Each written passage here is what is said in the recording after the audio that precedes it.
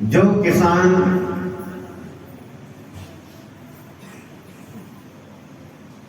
अपने खेती से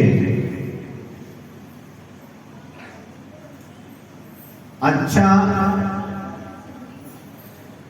अनाज पैदा करना चाहता है तो वह किसान अपनी खेती की पहले साफ सफाई करता है।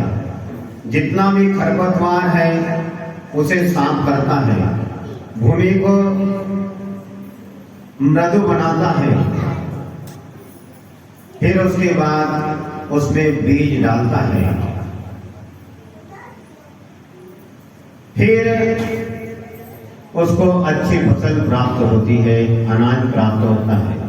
और जो किसान अपनी खेती की साफ सफाई नहीं करता है, खरपतवार नहीं हटाता है और फसल मुझे अच्छी हो जाए तो उसके खेत में फसल हो नहीं सकती। उसी प्रकार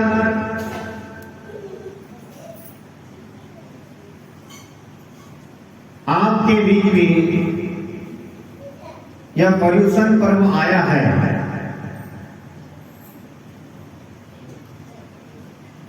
माघ, चैत्र और भाद्रपद माह में शुक्ल पक्ष में पंचमी तिथि से प्रारंभ होकर चतुर्थी तक चलता है।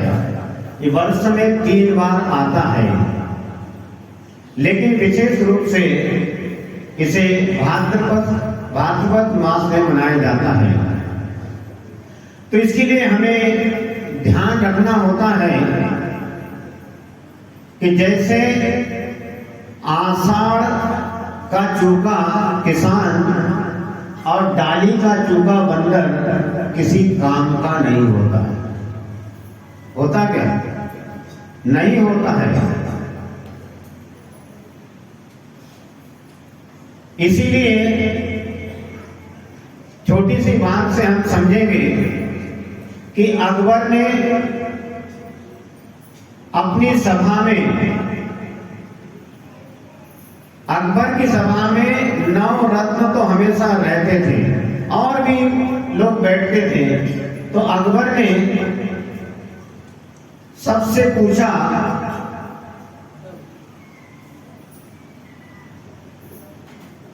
कि 27 में से 10 गए, कितने बचेंगे? कितने बचेंगे? 17। और कोई है 17 वाले? अच्छा, तो अकबर ने सभी रत्नों से, सभी विद्वत जनों से पूछा कि 27 में से 10 गए, कितने बचेंगे? तो सबने 17 ही कहा। लेकिन जब बीरबल का नंबर आया तो अकबर ने बीरबल से पूछा कि बीरबल, बोले जी हुजूर, आपके लिए भी यही प्रश्न है कि 27 में से 10 गए, कितने? कुछ भी नहीं बचेगा। जी हुजूर, शून्य बचेगा। अरे सबने 27 में से 10 गए, 17 बचे, सबका गणित सही था, लेकिन तुम्हारा गणित समझ में नहीं आया कि 27 में से 10 गए और आप कह रहे हैं कि कुछ भी नहीं बचेगा, कैसे?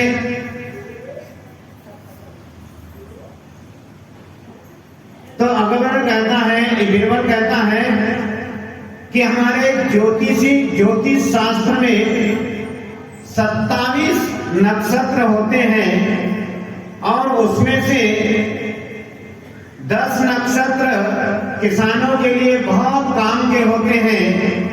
और जो ये 10 नक्षत्र को भूल जाता है तो उसके पास कुछ नहीं रहता है।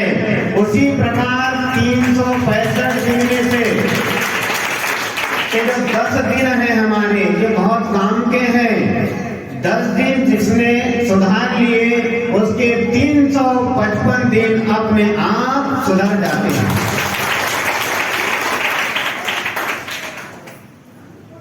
तो ये हमारे बीच 10 दिन बड़े महत्वपूर्ण हैं। जैसे आपकी बैटरी चार्ज करते हैं, मोबाइल चार्ज करते हैं, घंटा भर करते होंगे शायद, तो 24 घंटे चलती है। उसी प्रकार ये हमारी शरीर नुमा बैटरी 10 दिन यदि हम चार्ज कर लेंगे तो 365 दिन आराम से चलती रहेगी, गड़बड़ नहीं करेगी। और गड़बड़ क्या हो जाती है,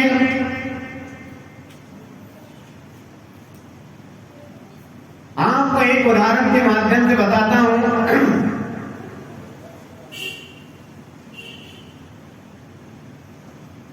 एक भिखारी 3 दिन का भूखा, 3 दिन से उसको कुछ भी भोजन नहीं मिला, कहीं भी नहीं मिला, भूख से आकुल व्याकुल हो गया। जिस भी दरवाजे पर जाता है उसे भगा दिया है, चले जाओ यहां से, हमारे ही दरवाजा मिला और कोई दूसरे दरवाजे पर जाओ। धक्के धक्का खाते 1 दिन 2 दिन हो गया, कैसा कर्म करे। 3 दिन तक उसे कुछ भी खाने को नहीं मिला। चौथे दिन फिर भीख मांगने के लिए निकला, फिर उसे दुत्कार मिलते नहीं। लेकिन मैं कहता हूं, जिस दरवाजे पर वह भिखारी आया था कुछ आपसे मांगने के लिए और आपने उसे दुत्कार के भगा दिया, यही स्थिति उस भगाने वाले के साथ यदि हो, वह भिखारी बन जाए और भिखारी सेठ बन जाए और उसके यहाँ वह रूखी सूखी 2 रोटी मांगने पहुंच जाए, तो फिर उस पर क्या बीत सकती है आप अनुभव कर सकते हैं। इसीलिए क्या हरकत है 2 रोटी दे देने में। वह भिखारी परेशान हो गया। सुबह के करीब 10 बज गए। घूमते घूमते एक सेठ जी के दरवाजे पर पहुंचा। सेठ के दरवाजे पर पहुंचा और उस भिखारी ने आवाज लगा दी, हे माई, 3 दिन से भूखा हूं, मुझे खाने के लिए कुछ भी दे दो।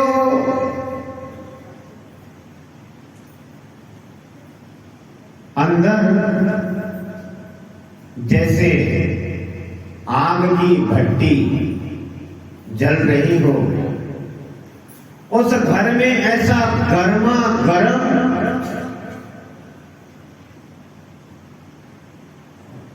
तमतमाता हुआ चेहरा, आंखें लाल लाल, गुस्से में पोछा लगाया जा रहा है। पास में बाल्टी रखी है, उसमें पोछा लगाने का कपड़ा डाला जाता है और गुस्से में बड़ा पोछा लगाया जा रहा है, बड़े जोर जोर से। अब बाहर से भिखारी कहता है कि हे माई, भूखा हूं 3 दिन से, मुझे कुछ भी नहीं मिला। हे माई, रूखी सूखी मुझे दे दे खाने को, जो हो सो दे दे, मैं बहुत भूखा हूं। अंदर से सेठानी भड़क गई, तुझे मेरा ही दरवाजा नजर आया, आवाज के ऊपर आवाज लगाता है, भाग जा यहां से। अरे माई, सभी लोग मुझे भगा रहे हैं, 3 दिन हो गए, तू भी भगा रही है। अब सेठानी बहुत गुस्से में है और गुस्सा सेठानी को इसलिए आया था कि सेठानी और सेठ जी की लड़ाई हो गई। सेठ जी ने गुस्से में आकर उस सेठानी को एक तमाचा जड़ दिया। पर्यूषण पर्व चल रहा है और पहले ही दिन गिफ्ट मिल गई। पहले ही दिन गिफ्ट मिल गई। बहुत गुस्से में थी, चिल्लाती है तो जाता है या नहीं? अभी वो मेरी जान खाकर गए, अभी वो मेरी जान खाकर गए हैं, अब तू आ गया रोटी मांगने के लिए। अरे पर्यूषण पर्व चल रहा है, मैं कुछ धर्म कर्म करूं या नहीं करूं? पूरे परिवार के लिए भी रोटी थोपते रहूं और तेरे कुटिया के लिए भी रोटी बनाऊं? भागता है या नहीं यहां से? और भिखारी भी इतना दमदार था क्योंकि भूख आ रही है। हर दरवाजे पर उसको आशा लगी रहती है कि यहां मिल जाएगा, नेताजी के यहाँ मिल जाएगा, नेमिचंद जी के यहाँ मिल जाएगा, या और कोई अंकुर भाई चाहे बच्चू तुम्हारे मंजू कहीं तो मिल जाएगा, लेकिन उसको कहीं नहीं मिल रहा है। कहां से मिलेगा? सब लोग यहाँ बैठे। अब ऐसी सेठानी हो गुस्से में घर में बैठी है, पोछा लगा रही है और वो बेचारा भिखारी आवाज लगाता है, दे दे मेरी माँ, अरे कुछ तो दे दे, 3 दिन से भूखा हूँ, नहीं ताजी तो बासी रोटी दे दे मेरी माई, दे दे। अब सेठानी से भी बर्दाश्त नहीं हुआ क्योंकि सेठ जी ने तो थपाड़ा मारा था, बहुत जबरदस्त मारा था। दिन मिला गई बेचारी, गुस्से में पोछा लगा रही थी, बाहर आई, वही गंदे पानी का पोछा हाथ में है। तेरे को कितनी बार समझा रही है कि तू चला जा, तू चला जा यहां से, नहीं मानता है। बोलता दे दो मेरी माए, कुछ तो दे दो। वो दोनों जिद में आ गए, कुछ नहीं। उस सेठानी ने उस गंदा कपड़ा जो था पोछा लगाने का उठा के उस भिखारी के मुंह पर मार दिया। अरे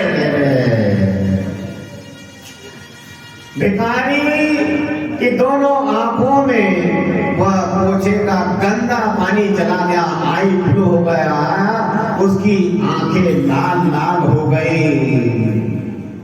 बताओ उस सेठानी को ऐसा करना था? भाई मोटे साहब, बिल्कुल नहीं करना था। अरे गंदा पोछा का कपड़ा तुमने उसको मार दिया, अरे इनसे अच्छा था अरे 2 रोटी दे देती तो तेरा क्या बिगड़ जाता था। लेकिन हमेशा से ये दुनिया वालों ने कमजोरों को धमकाया है, कमजोरों को पीटा है, कमजोरों को मारा है। जो चल नहीं सकता है उसे रोना है। यदि वह भिखारी हाथ में यदि एक डंडा लेके खड़ा हो जाता सेठानी के सामने, बोल देती है या नहीं रोटी? अरे गंदा रोटी क्या, तो गुलाब जामुन ले ले, जो है सो नमकीन सब ले ले भाई, लेकिन डंडा मत दे भाई। लेकिन भिखारी भिखारी था। सेठानी गुस्से में उसने उठा के पोछा मार दिया। लेकिन उस भिखारी की विशेषता देखिए, वह भिखारी क्या कहता है? धन्य है इस महिला को, धन्य है इस माता को, धन्य है ये मां। मुझे 3 दिन से किसी ने कुछ नहीं दिया खाने को, चलो धन्य है ये मां, इसने कम से कम पोछा लगाने का कपड़ा तो मुझे दिया, कुछ तो दिया। धन्य है भगवान। वह भिखारी, वह गंदा कपड़ा उठाता है और पास ही में तालाब के किनारे जाता है, उस गंदे कपड़े को धोता है, साफ करता है, सुखाता है, थक जाता है, परेशान था, भूखा था। 10 बजे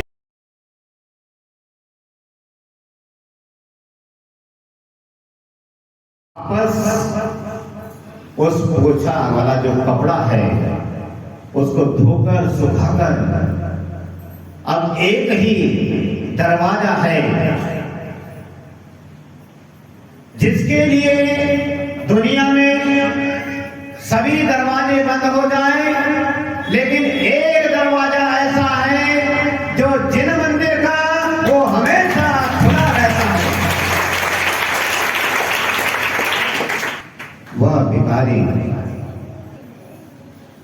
उस कपड़े को लेकर पवित्र भावना के साथ जिन मंदिर में जाए, जिन मंदिर के सामने जाकर खड़ा होता है, पुजारी शाम के भगवान की आरती के लिए खड़ी कर रहा, भिखारी उस पुजारी से कहता है, पुजारी जी आप भगवान की रोज आराधना करते हैं, पूजा करते हैं, संध्या वंदन करते हैं, आरती करते हो, पुजारी आज मुझे भगवान की आरती करने दो, आज मुझे भगवान की आरती करने दो पुजारी जी। भाग जा यहां से, भीख मांगा, नहाया ना धोया, आ गया यहां पर। अरे पुजारी 3 दिन से ऐसी गुटखा खा रहा हूं, दरवाजे से मुझे भगाया जा रहा है, और मैंने सुना था कि दुनिया में सारे दरवाजे बंद हो जाए लेकिन भगवान का दरवाजा कभी बंद नहीं हो सकता, तो मुझे यहां से भी भगा रहे हो। पुजारी जी मुझ पर कृपा करो, आज की आरती मुझे करने दो, भगवान की आरती मुझे करने दो। पुजारी कहता है भाग जा यहां से, गंदा कहीं का, नहाया ना धोया, आ गया भगवान की पूजा करने के लिए, चला जाए यहां से। पुजारी जी मान जाओ, आज मेरी भावना को समझने की कोशिश करो, आज मुझे भगवान की वंदना करने दो, भगवान की मुझे आज आरती करने दो। पुजारी जी आज मुझे करने दो, आज यदि तुमने भगवान की मुझे पूजा अर्चना आरती नहीं करने दी, मुझे ऐसा लगता है पुजारी जी आज मेरा जिंदगी का आखिरी दिन है, अंतिम क्षण है, मैं बच नहीं पाऊंगा, मुझे ऐसा लग रहा है कि अब मैं मर जाऊंगा। मेरी बात सुनो पुजारी जी, मुझ पर कृपा करो, मुझे आज भगवान की आरती करने दो। पुजारी जी मैं तुम्हारे पांव पड़ता हूँ, तुम्हारे हाथ जोड़ता हूँ, मुझे आज भगवान की आरती उतारने दो। पुजारी थोड़ा नरम हुआ, पुजारी के मन में भी दया आ गई। पुजारी कहता है ठीक है भाई, तुझे ऐसा लगता है कि आज तेरा अंतिम दिन है, लेकिन मैं नहीं चाहता, जियो हजारों साल भगवान की पूजा, आज की आरती तुम ही करो, आज की आरती भैया तुम करो। ये घी है, दीपक है, ये बाती है, नहीं पुजारी जी, मुझे मेरे पुण्य से मुझे ये उस माँ ने कपड़ा दिया है, मैंने इसकी बाती बनानी है, आप केवल मुझे थोड़ा सा तेल, थोड़ा सा घी, जो भी हो वो दे दो, माचिस दे दो, दीपक दे दो। उस भिखारी ने उस कपड़े की बाती बनाई, पुजारी से थोड़ा सा घी लिया, दीपक लिया, माचिस ली, दीपक जलाया। शाम का समय, अंधेरा, जैसी उस भिखारी ने उस माँ के द्वारा दिया हुआ कपड़ा था, उसकी जो बाती बनाई, घी में डुबाई, दीपक में लगाई, जैसी माचिस से उस दीप को प्रज्वलित किया तो उस मंदिर में जो अंधकार था वह प्रकाश में बदल गया, वह प्रकाश ही प्रकाश हो गया। वह भिखारी भगवान की आरती करता है, भक्ति भावना प्रकट करता है कि आज मेरा भगवान जीवन का अंतिम दिन है, अंतिम क्षण है, मेरी भावना स्वीकार कर लो भगवान, मेरी भावना स्वीकार कर लो, मेरी प्रार्थना स्वीकार कर लो भगवान। अब आप कहोगे कि वह भिखारी कौन सी प्रार्थना कर रहा होगा? भूखा क्या चाहेगा? काय बोले भाई?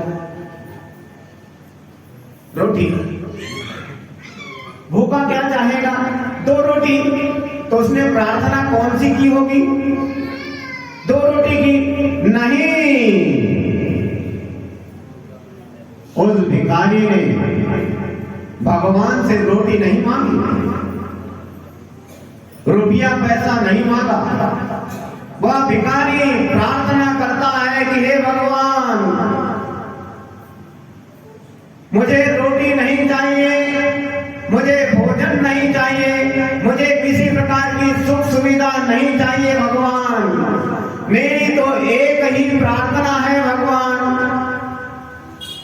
जैसे उस माता के द्वारा ये पोछा लगाने का जो कपड़ा मुझे प्राप्त हुआ है, उस कपड़े से मैंने बाती बनाकर दीप लगाया है, दीप को प्रज्वलित किया है, और उस माता के द्वारा दिया हुआ एक कपड़े की बाती बनाकर जो दीप प्रज्वलित किया है, तो इस मंदिर के अंधकार को इस बाती ने दूर कर दिया है, यह अंधकार प्रकाश में बदल गया है।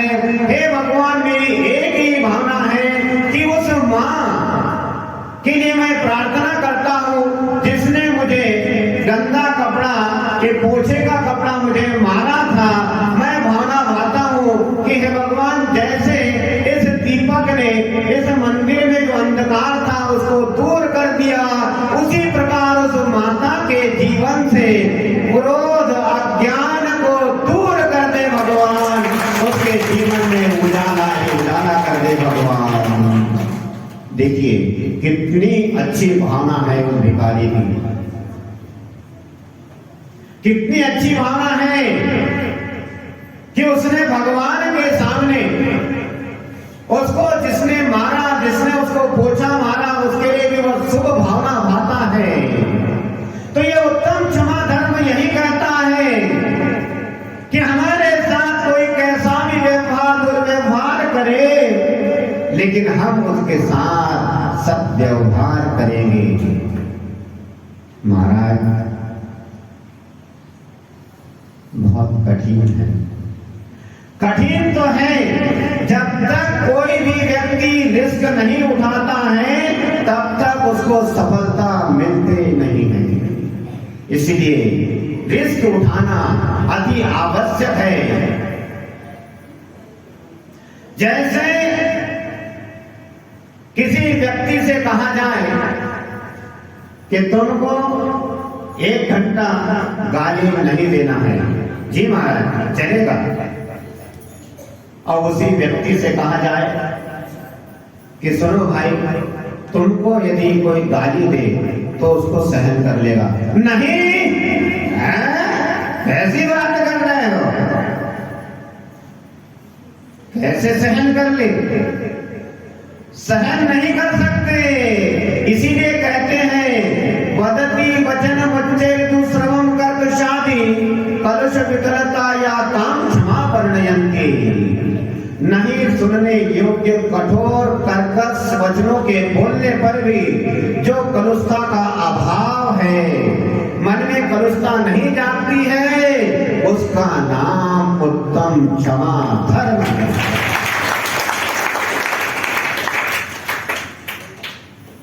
और हमेशा से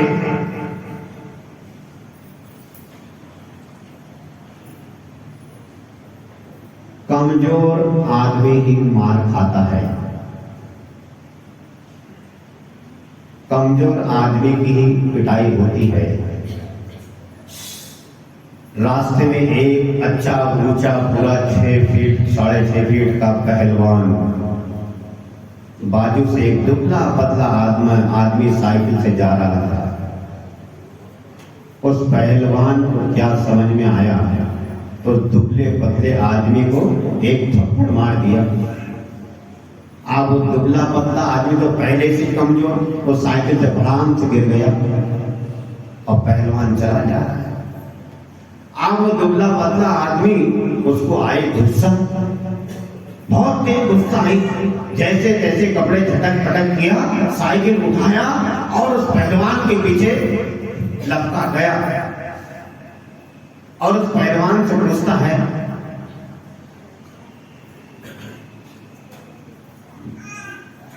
पहलवान जी बोले क्या बात है? बोले आप बताइए, आपने मुझे थप्पड़ मारा? बोले हाँ मारा, क्या करना है वो? बोले नहीं, मैं आपसे पूछना चाहता हूं कि आपने जो मुझे थप्पड़ मारा है वह क्या मजाक में मारा या सही में मारा? बोले सही में मारा। बोले ठीक है, बोले मुझे मजाक पसंद नहीं है, तुमने सही में मारा तो ठीक है, कोई बात नहीं। मजाक में भी मारते तो फिर आपकी खैर नहीं थी, उसके भाव थे ऐसे। तो समझने की बात है कि पहलवान आदमी से क्या कह रहा है वो? बोले आप, मुझे मजाक पसंद नहीं है, यदि आपने सही में मारा तो फिर ठीक है। तो हमेशा कमजोर आदमी दिखाता है, लेकिन हमारे यहां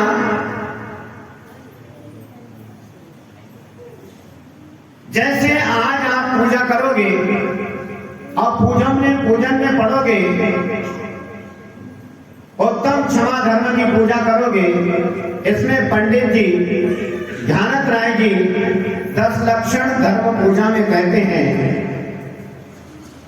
उत्तम क्षमा कहो रे भाई, यह भव जस पर भव सुखदाई, गाल सुनी मन खेदन आनो, गोद कहे अयानो, कही है अयनो बस्ती ने बांध मारो बिगड़े, करते निकारे तन विदारे, बेर जो न कहा धरे। क्या अच्छी बात कही पंडित जी ने कि हे भाई, तुम उत्तम क्षमा धर्म को ग्रहण करो। यह क्षमा आपको इस भाव में आपकी यश कीर्ति को बढ़ाएगा। यह उत्तम क्षमा आपके यश कीर्ति को बढ़ाएगी और सुख भी देगी, और आने वाले जन्म में भी आपको सुख की प्राप्ति होगी। इसीलिए उत्तम क्षमा को ग्रहण करो। कहते हैं कि उत्तम क्षमा कहो रे भाई, यह भव जस पर भव सुखदाई। इस भव में आपको यश देगी और अगले भव में सुख देगी। कोई अज्ञानी गुणों को अवगुण रूप कहता है, गालियां देता है, अपशब्द कहता है। कोई आदमी आपके गुणों को अवगुण बताए, गालियां देता हो, अपशब्द कहता हुआ भी कोई आपकी वस्तु को छीन ले, आपकी प्रिय वस्तु को कोई छीन ले, आपको रस्सी से बांधकर आपकी पिटाई करे, आपको मारे या आपको घर से बाहर निकाल दे, कितनी बड़ी बात है। आपको घर से निकाल दे, आपको रस्सी से बांधकर आपकी पिटाई करे, आपको मारे,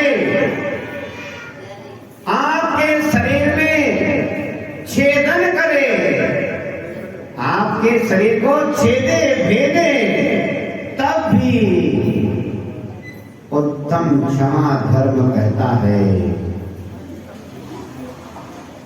इतना कष्ट यदि आपको कोई दे रहा है, इससे ज्यादा भी कोई कष्ट दे रहा है, तो भी बेर जो न तहा धरे, कहते हैं तब भी उससे आप बैर भाव नहीं रखना।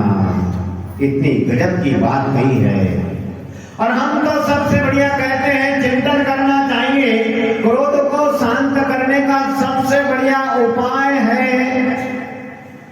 यदि क्रोध को शांत करना चाहते हैं तो सबसे बढ़िया उपाय तो यही होगा,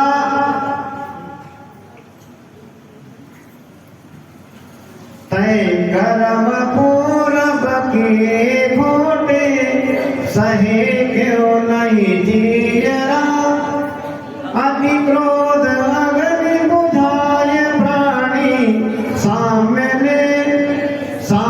जन ने सीजरा। सबसे बढ़िया उपाय है कि तय कर्म पूरब किए खोटे, अब सहे क्यों नहीं जीरा। क्यों तू पड़ोसी को परेशान करता है, क्यों भाई को परेशान करता है, क्यों अपने माँ बाप को बुरा कहता है, क्यों अपनी पत्नी को थपाड़ा मारता है, क्यों तू अपने दरवाजे पर आए हुए भिखारी को लौटा देता है। मत कर क्रोध। ये जो भी तुझे दुख हो रहा है, जो तुझे बांध कर मार रहे हैं, तेरा छेदन भेदन कर रहे हैं, तुझे अब शब्द कह रहे हैं, तुझे गालियां दे रहे हैं, तो गुणवान होते हुए भी तेरे गुणों को अवगुण बता रहा है, तो इसको तू सहन कर ले। बस ये सोच ले कि ये जो कुछ भी मेरे साथ हो रहा है, ते कर्म पूरब किए खोटे, मैंने पूर्व भाव में जो खोटे कर्म किए होंगे उसका फल मुझे मिल रहा है। यदि शांति से ऐसा यदि विचार कर लिया जाए तो ना भाई भाई में झगड़ा, ना पति पत्नी में झगड़ा, किसी में झगड़ा नहीं, सब में आपस में प्रेम और सद्व्यवहार हो सकता है। तो ऐसा ये उत्तम क्षमा धर्म है। और उत्तम क्षमा धर्म का पालन करने के लिए मैं तो कहता हूं कि मेरी भावना की 2 पंक्तियां याद कर लो, उसका चिंतन मनन करो तो बहुत अच्छा हो जाता है। क्योंकि इस संसार में ऐसा कौन है जो अपने स्वभाव में नहीं रहना चाहता। सदाचार का इच्छुक व्यक्ति भावना पाता है। दुर्जन क्रूर कुमार बरतो पर शोभ नहीं मुझको आवे, साम्य भाव रखूं मैं उन पर, ऐसी परिणति हो जावे। बहुत गहन अर्थ छिपा हुआ है इस 2 पंक्तियों में। जो इन 2 पंक्तियों को जिसने अपने जीवन में अंगीकार कर लिया वो संकलित परिणाम से बच सकता है, संकलित परिणाम से बच सकता है, उत्तम क्षमा धर्म को समझ सकता है। और जिसने इस उत्तम क्षमा को भुला दिया, बिसार दिया, तो उत्तम क्षमा धर्म तो क्या, उत्तम क्षमा धर्म की परिभाषा को भी वह समझ नहीं सकेगा। क्षमा धर्म का अर्थ होता है अपने आप में सहन करते हुए चले जाना। जैसे उस भिखारी ने कितना सहन किया, गंदा पोछा भी मार दिया सेनानी ने तो भी सहन कर लिया। तो ऐसे ही हम सहन करते चले जाए, चाहे कितनी भी प्रतिकूलता आए तो हमें सौम्यता, शांतता, गंभीरता, धैर्य और सहिष्णुता अपने अंदर प्रकट होती चले जाना चाहिए। इसी का नाम उत्तम क्षमा धर्म है। और आज आपने बड़े मनोभाव से, कहने को तो बहुत कुछ होता है लेकिन थोड़ा ध्यान आप लोगों का भी है कि आपको अभी जिनेंद्र भगवान की पूजा अर्चना करना है। तो हम यही विराम देते हैं कि उत्तम क्षमा धर्म का हमारे जीवन में, आपके जीवन में, सबके जीवन में पालन हो। लेकिन केवल आज के लिए नहीं, ये याद दिलाता है कि 310 दिन तो करोगे ही करोगे, लेकिन बचे जो 355 दिन है, 355 दिन के लिए भी भगवान से प्रार्थना करो कि हे भगवान, हमारे जीवन में 365 दिन उत्तम क्षमा धर्म का पालन होते रहे।